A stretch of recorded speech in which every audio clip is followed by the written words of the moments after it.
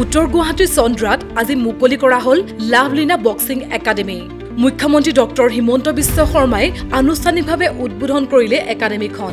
একাডেমিখন উদ্বোধন কৰি মুখ্যমন্ত্ৰীয়ে ঘোষণা কৰে 2 কোটি টকাৰ অনুদান।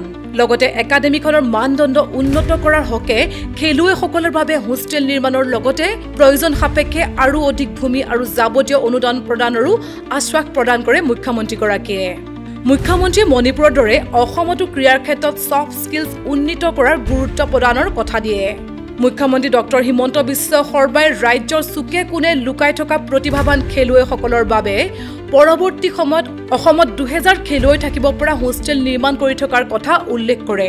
এই একাডেমিখনত মাহিলী 500 টকাত ল'ব পাৰিব বক্সিঙৰ প্ৰশিক্ষণ।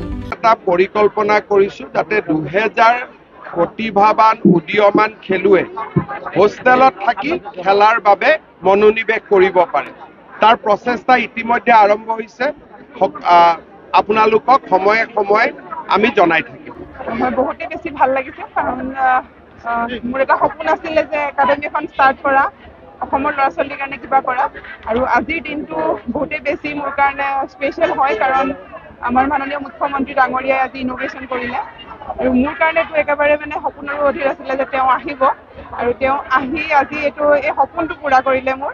আৰু যিহেতু তেওঁ যিখিনি কথা কয়, যেনেধৰণে মটিভেট কৰে, এই মটিভেশ্যনে মোক আগন্তুক সময়ত তেওঁ উপস্থিতিয়ে মোক আগন্তুক সময়ত মটিভেট কৰিব যাতে মই আমাৰ অসমৰ কাৰণে, আমাৰ অসমৰ ল'ৰা ছোৱালীৰ কাৰণে যাতে আৰু ভাল কৰিব পাৰোঁ, তেওঁলোকক যাতে এটা প্লেটফৰ্ম দিব পাৰোঁ, তেওঁলোকক এটা ৰাস্তা দেখাব পাৰোঁ যিটো অনাগত সময়ত যাতে ইণ্টাৰনেশ্যনেল লেভেলত হওক, অলিম্পিকলৈকে যাতে মই এই ৰাস্তাটো দেখাব পাৰোঁ ল'ৰা ছোৱালীবোৰক, তাৰে মোৰ পৰিকল্পনা।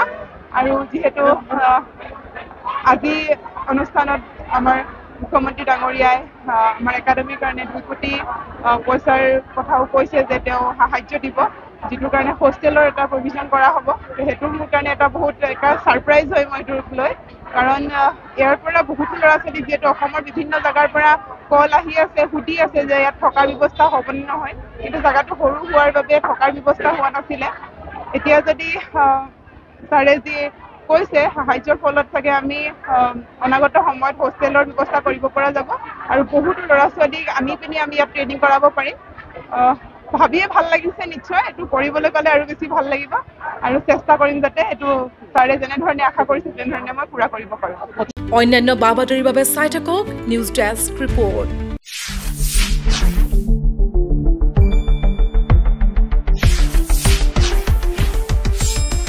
শুদ্ধ আৰু বিস্তৃত বাতৰিৰ বাবে চাই থাকক নিউজ ডেস্ক ৰিপৰ্ট।